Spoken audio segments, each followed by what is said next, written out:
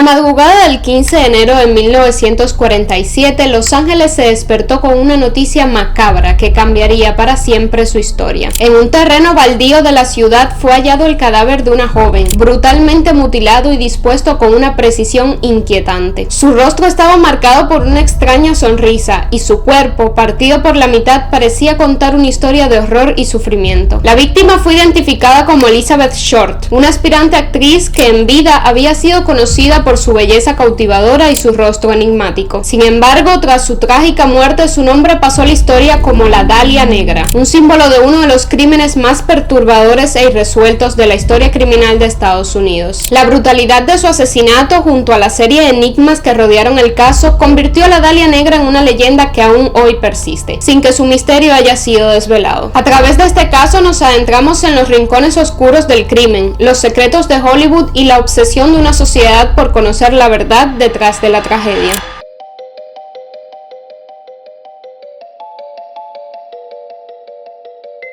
Elizabeth Short nació el 29 de julio de 1924 en Boston, Massachusetts, como la tercera de 5 hijas en una familia que aparentaba tener un futuro modesto pero seguro. Su padre, Cleo Short, era un emprendedor que ganaba la vida diseñando y construyendo campos de minigolf, una industria en auge durante los años 20. Durante los primeros años de la vida de Elizabeth, la familia llevaba un estilo de vida sencillo, pero relativamente estable. Sin embargo, el colapso económico de la Gran Depresión en 1929 marcó el inicio de su caída. El negocio de Cleo se desplomó y con él las finanzas familiares. En 1930, enfrentado a deudas insostenibles y sintiéndose incapaz de mantener a su familia, Cleo tomó una decisión que cambiaría sus vidas para siempre: abandonarlos para tener una nueva vida. Fingió su muerte dejando su automóvil vacío cerca de un puente, haciendo creer a todos que se había suicidado. Esta simulación no fue más que un escape egoísta que dejó a Phoebe Short, su esposa, y a las niñas en la miseria. Sin ningún ingreso estable, la mujer se vio obligada a mudarse con sus hijas a un pequeño apartamento en Medford, Massachusetts, y a trabajar en empleos precarios para intentar mantenerlas. La familia vivió en condiciones de extrema pobreza, dependiendo en ocasiones de la caridad y enfrentando el estigma de ser la familia del hombre que se quitó la vida. Para Elizabeth, esta etapa dejó cicatrices profundas. Desde pequeña destacó por su delicada belleza que contrastaba con el entorno humilde en el que creció. Tenía un cabello negro intenso, ojos azules hipnotizantes y una sonrisa que, aunque enigmática, revelaba su deseo de algo más grande que la vida cotidiana. Su fascinación por el cine y las estrellas de Hollywood se convirtió en una vía de escape de su realidad. Las revistas y películas de la época alimentaron sus sueños de una vida glamorosa, alejada de las penurias que vivía en casa. Su obsesión con la fama no era solo una aspiración, representaba una huida de la sombra de la pobreza y el abandono. Dicha ambición, alimentada en gran medida por los valores materialistas inculcados por su madre. Algunos años más tarde, en 1943, Elizabeth descubrió que su padre, Cleo, estaba vivo y residiendo en California. Con una mezcla de esperanza y resentimiento, decidió contactarlo. Cleo accedió a recibirla en su hogar en Vallejo, un gesto que parecía ser el inicio de la reconciliación. Elizabeth llegó a él con el deseo de reconstruir la relación rota y encontrar estabilidad, pero la convivencia resultó ser un desastre. Cleo, que era un hombre rígido y frío, no tardó en mostrarse crítico hacia Elizabeth. Desaprobaba sus aspiraciones artísticas, su forma de vestir y su personalidad independiente, considerándola poco seria y desobediente. Tras varios meses de tensiones y discusiones, Cleo le exigió que se marchara. Este rechazo no solo fracturó cualquier posibilidad de relación, sino que dejó a Elizabeth una vez más a la deriva, sin apoyo familiar ni un lugar al que llamar hogar. Decepcionada, comenzó a vagar por diversas ciudades de California, viviendo en pensiones y casas de amigos. Finalmente, en el verano de 1946, Elizabeth se instaló en la meca del cine, Los Ángeles. Alquiló una pequeña habitación detrás del famoso club nocturno Florentine Gardens, en Hollywood Boulevard. Para mantenerse, trabajó como camarera y dependienta, aunque su objetivo era claro: hacerse un nombre en la industria cinematográfica. Como muchos jóvenes de su época, soñaba con ser descubierta por un productor o director que viera en ella una futura estrella. En Los Ángeles, su círculo social estaba compuesto principalmente por hombres que veían en ella un misterio irresistible, pero también una mujer vulnerable. Muchos de estos hombres se presentaron como benefactores, ofreciéndole compañía o apoyo financiero, pero las relaciones nunca prosperaron. Elizabeth era una mujer que atraía todas las miradas cuando entraba en una habitación. Su cabello cabello teñido de un oscuro intenso, combinado con su delgada figura y su porte refinado, creaban un aire de misterio que cautivaba a quienes la conocían. Vivió entre el glamour que deseaba alcanzar y la soledad de una vida marcada por dificultades emocionales y económicas. Lo que no sabía era que, en su búsqueda de ser vista y recordada, terminaría atrapada en un destino tan sombrío como cautivador. No alcanzó la fama como estrella de cine, pero su nombre quedaría inmortalizado de una manera trágica, ligada para siempre al crimen más espeluznante de Los Ángeles.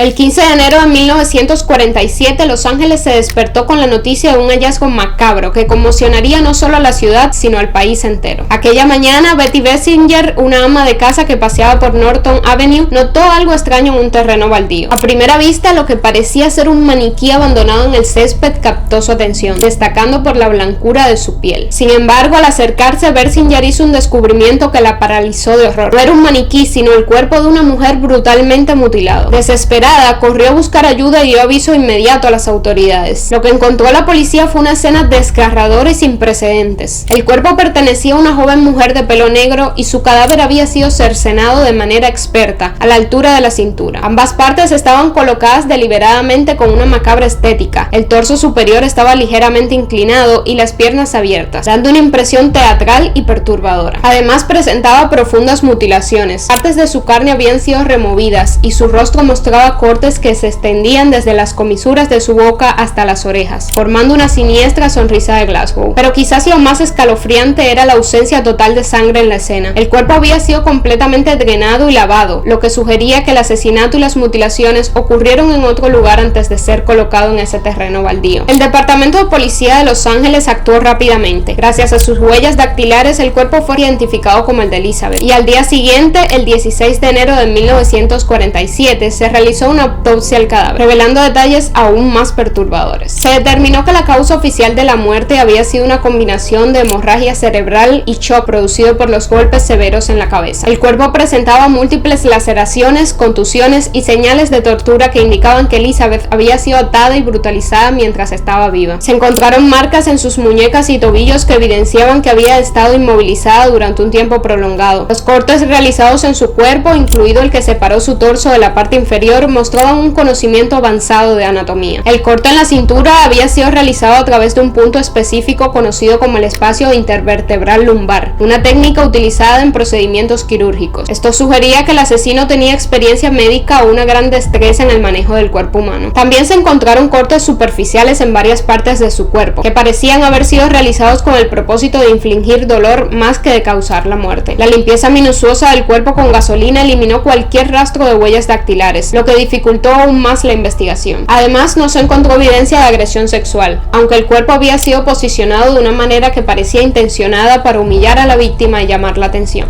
Todo indicaba que el asesino había planeado meticulosamente no solo el asesinato, sino también la forma en que el cuerpo sería encontrado, convirtiendo el crimen en un espectáculo macabro destinado a impactar y generar atención. Buscando reconstruir la vida de Elizabeth, la policía distribuyó un boletín solicitando cualquier información que pudiera ayudar a esclarecer el caso. Así se comenzó a trazar un retrato vago de la vida de la víctima. El apodo por el que se le conoce a Elizabeth Short, la Dalia Negra, apareció por primera vez en los titulares de la prensa después de su muerte, y su origen es un punto de debate. Según se cuenta, un periodista de Los Ángeles Herald Express popularizó el término inspirado en el título de la película de Blue Dahlia, un thriller de cine negro protagonizado por Alan Ladd y Veronica Leigh. La historia de la película, llena de intriga, crimen y secretos, resonaba con la imagen pública que comenzaba a construirse alrededor de Elizabeth Short tras su asesinato. Además, algunos rumores indican que antes de su muerte, en los círculos que frecuentaba, algunos ya la llamaban la chica de la Dalia Negra. Esto podría deberse a que se sabía que era fanática de la película o simplemente porque su aspecto y personalidad evocaban el mismo aire de misterio oscuro que caracterizaba al cine noir de la época. Fuera cual fuera el origen del apodo, lo cierto es que encajaba perfectamente con la narrativa que la prensa estaba construyendo sobre Elizabeth, una joven atrapada en un sueño hollywoodense que terminó convirtiéndose en una terrible pesadilla, además de que reflejaba aprovechaba el enfoque sensacionalista de los medios de la época, que no dudaron en usarlo para alimentar la fascinación del público por el caso. Al adoptar el nombre de la Dalia Negra, los periódicos transformaron a Elizabeth Short en un personaje trágico y casi mítico, separando su verdadera identidad de la figura enigmática que la sociedad recordaría para siempre. Este apodo, tanto poético como sombrío, contribuyó a que su asesinato se convirtiera en uno de los casos más infames de la historia estadounidense.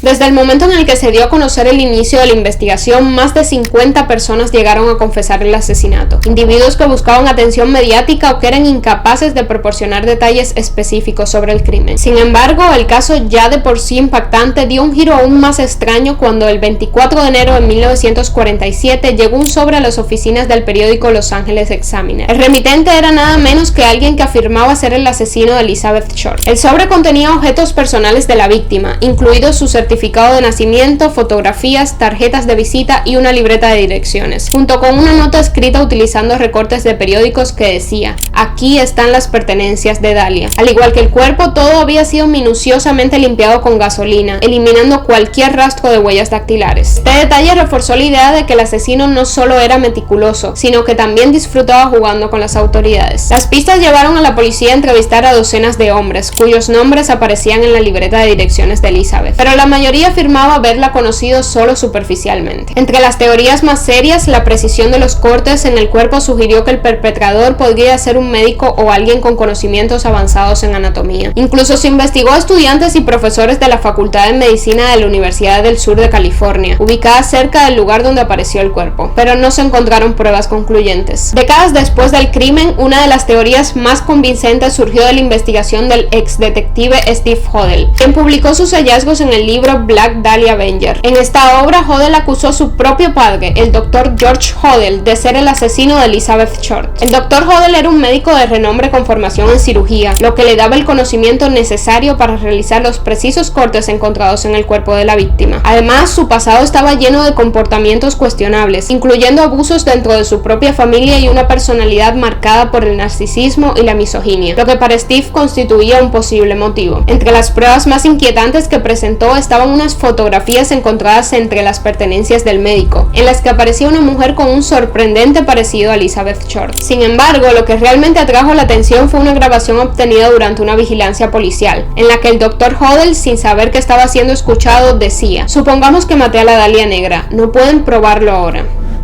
This is the best payoff I've seen between law enforcement agencies. You do not have the right connection.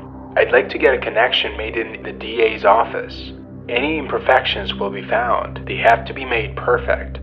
Don't confess ever. 2 and 2 is not 4. We're just a couple of smart boys. They are out to get me.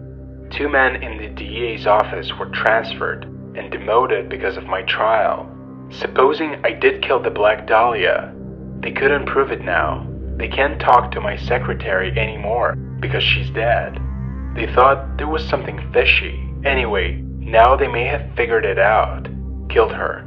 Maybe I did kill my secretary. Estas evidencias, aunque impactantes, no fueron suficientes para presentar cargos en su contra, pero han llevado a muchos a considerarlo como el principal sospechoso. Lamentablemente, y a pesar de los esfuerzos iniciales, el asesinato de la Dalia Negra quedó sin resolver. Sin embargo, el caso capturó la imaginación del público, convirtiéndose en un tema recurrente para los medios, la literatura y el cine. Su vida y muerte inspiraron libros como La Dalia Negra de James Ellroy, que fue adaptado al cine en 2006, y alimentaron teorías conspirativas que señalan desde asesinos en serie hasta encubrimientos policiales.